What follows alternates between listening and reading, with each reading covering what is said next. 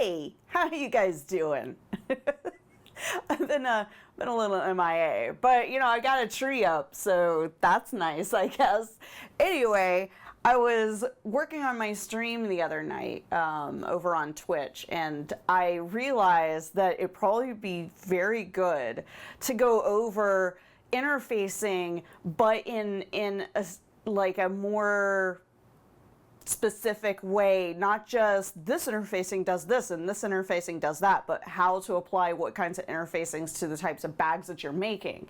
And because there are things that need to be taken into consideration when choosing the interfacing, even if the pattern says you need to use woven interfacing or fleece or foam or Decaville or whatever, sometimes you're not really following the recipe, if you know what I mean, and you're going to want to substitute things. So say, for example, the Swoon Lola, which I've actually made, I've cut out, I haven't made it, I'm lying.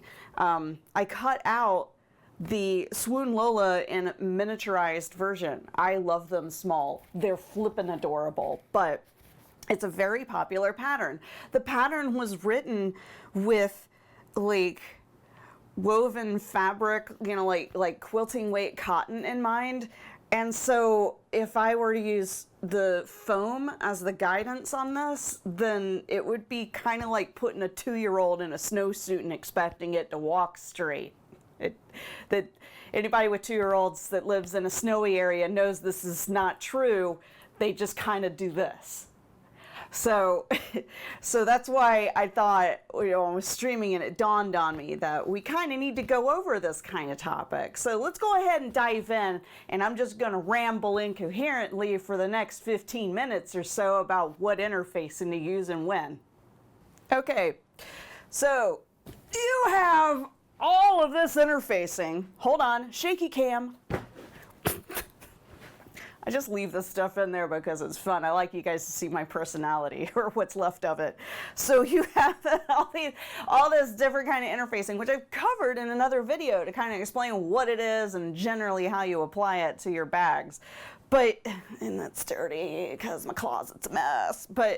So, we've got fleece, we've got woven interfacing, we've got stabilizer, commonly known as Peltex. We've got Decaville, which is the bomb. We've got foam, and that's all I got. That's all. These are the base ones that I use all the time. But the thing is, say the Swoon Lola is you need to use foam for the bag, but then you shrunk the bag. You're doing it at 75, 80% or whatever percent you want to do that isn't 100%. And you're like, if I put foam on this tiny thing and then you think about subtracting half an inch from all of this, it's going to be bulky. It's going to look like the Michelin Man. You're not going to want your bag to look like that. It's going to be poofy. And then couple that with the fact that I've used vinyl, and it's already kind of, it's thick with 2 C's. So of course you don't want to do that. So you're thinking, well, what do I do then in that case? Because I need this bag to look structured. It has to have structure. It's the Lola. It doesn't sink, right? So foam is not going to happen. And then the other thing to consider is not just what your fabric type is, but what's your lining. If you're like me and you're happily addicted to using linings like waterproof canvas that is so blindingly pink that it probably clips the camera histogram, it's this stuff already has this rubberized layer on the back of it, so it's gonna be pretty strong and stand up on its own. This also acts a little bit like an interfacing for the lining once you've completed the bag. So that's another factor to consider. So one of the things that I like to do is I will take just a couple of clips like this and just clip it off. So you have your exterior and your interior together and just kind of like gently hold it up. Like this. See how it's already structured? There's no zipper on this yet. There's no seams to kind of buckle the bag or anything like that. So, let me make sure, yeah, it's still in the view. Yay, pro. So, if I were to add anything else to this, it'll be impossible to birth. Think about having a 16-pound baby, ladies. It's like that. You don't want to go that far with your interfacing, such that smaller bag means smaller hole, which means lots and lots of trouble flipping right side out. So for this bag, since I used vinyl and I have waterproof canvas on the interior, I have decided only to use a layer of woven interfacing. And that is primarily because this kind of vinyl has a fleece backing.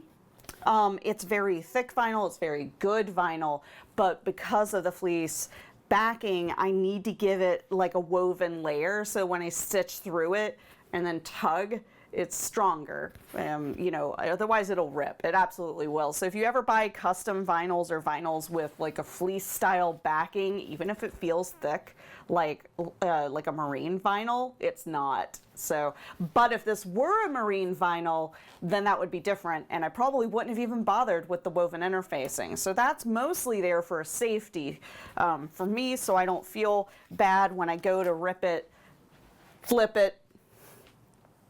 That was Freudian. When I go to flip it right side out.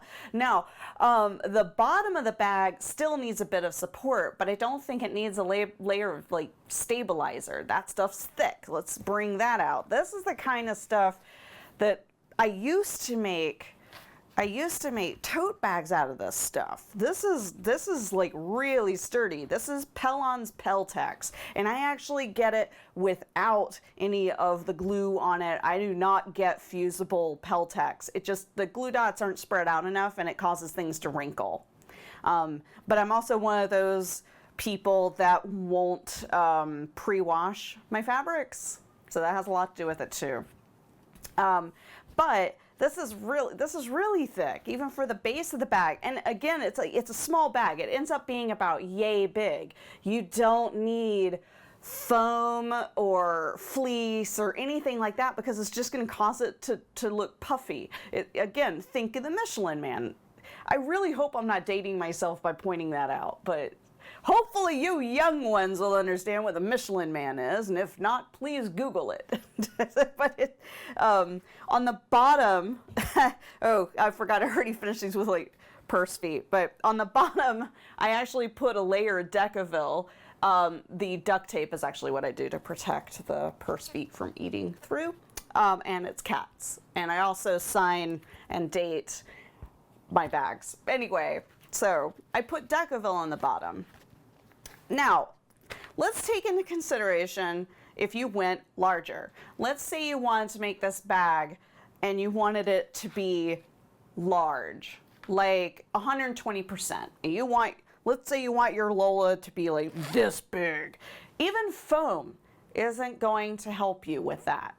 And the other thing is, if you're doing it with a faux leather, like, hey, vinyl, vegan leather, whatever you want to call it to make yourself feel better about not using leather, then you know you need to do the clip test on it with the foam to see if you need a bit more stabilization. And the thing is, you don't double up on the foam. If you double up on foam, then your large bag is going to look very poofy.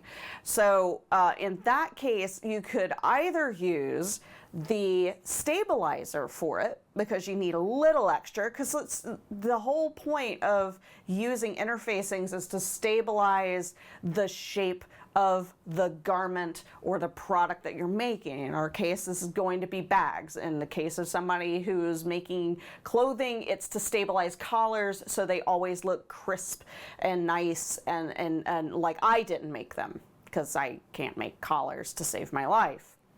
Let's say if you did foam and fleece, this isn't going to do anything for you on a larger bag. This is too floppy. it's not going to do anything. Whereas if you were making a smaller bag, the fleece is a really good substitute for woven interfacing if you want to use that instead. So if you were going larger, then keep to the foam and use either a stabilizer like Peltex or something more leather-like like Decovil. Although I hesitate to recommend Decovil because apparently it's still very difficult to find. I have bolts of it because in the great disappearance of Decovil in 2019, I panic purchased a bunch. So I have bolts of this, not bragging. But this stuff is great too. It seems floppy, but once it's adhered to the fabric, and it really does stiffen up. So yeah, so anywho, this is the base of the bag with the Decovil, and it's going to hold up quite nicely. And again, because it's a smaller bag, it doesn't need to be super stiff. I'm just saying, you know, ladies, size matters when it comes to the bag making and choosing your interfacings.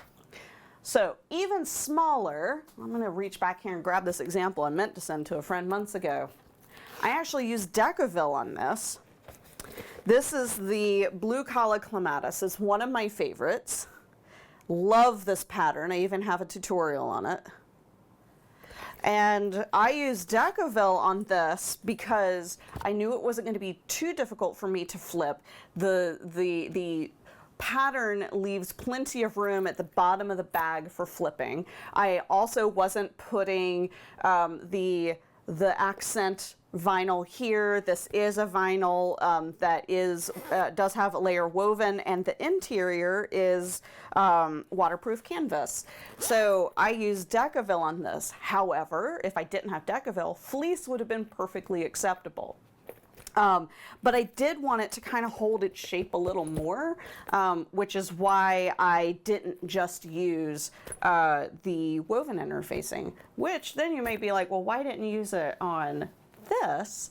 And that's because the shape of the bag has the bottom to help kind of create more of a 3D shape to stabilize the sides. So I'm not going to run into a problem like I would with this one if I had only used if I had only used woven interfacing. This would be it wouldn't really hold its shape as well.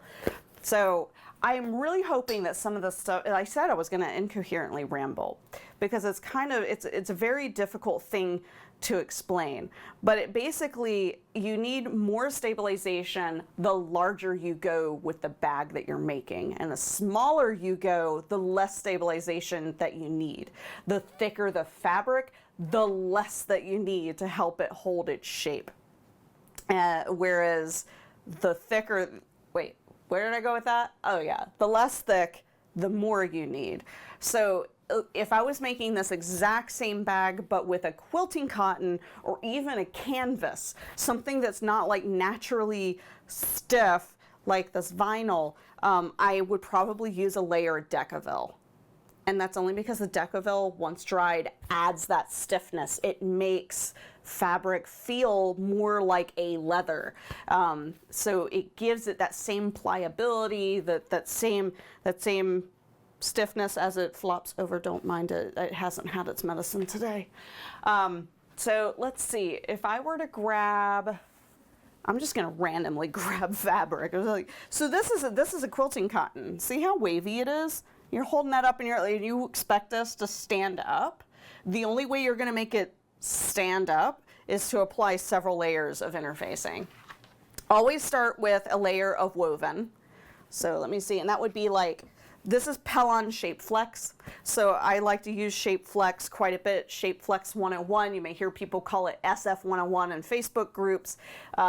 There's also like Dolce Fuse and other kind of brands that are being run by fabric groups, which are freaking fantastic as well. So I always start with at least a layer of the woven interfacing just because it adds a little extra protection to your base fabric. Then from there, I decide what's the size of the bag versus the weight of my fabric versus the weight of the hardware that's going to go on the fabric. and what's the final shape of the bag need to be? It's a lot of things to consider, but when you sit down and you start thinking about it, it'll make more sense. And it always just depends on the bag that you're making. The reason I brought up the Lola is because I just had this debate on stream the other night, and I thought it would be very helpful to go over my thought process and how I want to go forward with it. At the end of the day, you know, if I was making it with woven fabric, foam or Decovil would be used. Since I'm making it with a vinyl, I'm just going to be using the woven interfacing because I don't need that extra oomph to make it stand up or to behave like this vinyl. So it's, you know, it's trying to make this fabric behave like the vinyl. Now, if you had an unstructured bag, something more like a hobo bag, something that doesn't really have shape to it, then in that case, what you may want to look at is just trying to keep it as pliable as possible. Because say you have a bag, like a bucket bag, that closes with a drawstring on the top. It still needs to close with the drawstring. If you interface it too much or you use really stiff interfacings, it's not going to be able to do that. So you want to remain pliable. So try to stay at fleece or below. So that would be fleece or woven interfacing, as opposed to like a backpack with like a zippered opening, or let me grab this while I knock over everything. Crap. I'll have to clean that later. So this is the perfect pouch. Is made with vinyl. Now I only used woven interfacing on this. I didn't need anything else for this bag to keep its structure because it was vinyl. However, if I made this with fabric, I would be using fleece on the interior. And again, some people say that fleece and Decovil are interchangeable. Just be very careful with the Decovil with a smaller bag because you still need to flip it right side out. That stuff is a beast to flip right side out. I found that steaming things helps though. I'm gonna clean up my mess over there in a bit. Anyway, so I hope that helped you. Big shout out to people who have been watching these videos and then also coming over to the Twitch streams. I stream creative on Tuesdays and Thursdays mostly, and then video games on Mondays and Fridays, with surprise streams here or there. So feel free to come on by if you want to say hi, become part of the Sohala community over on Twitch. Yeah, don't be afraid. Don't be shy. We love new people. I always get tickled pink when new people come over from YouTube and announce themselves. So I hope this helped you. Please feel free to leave a message below and let me know what you thought of the video, or if you have additional questions, because I can fuel future videos. Thank you.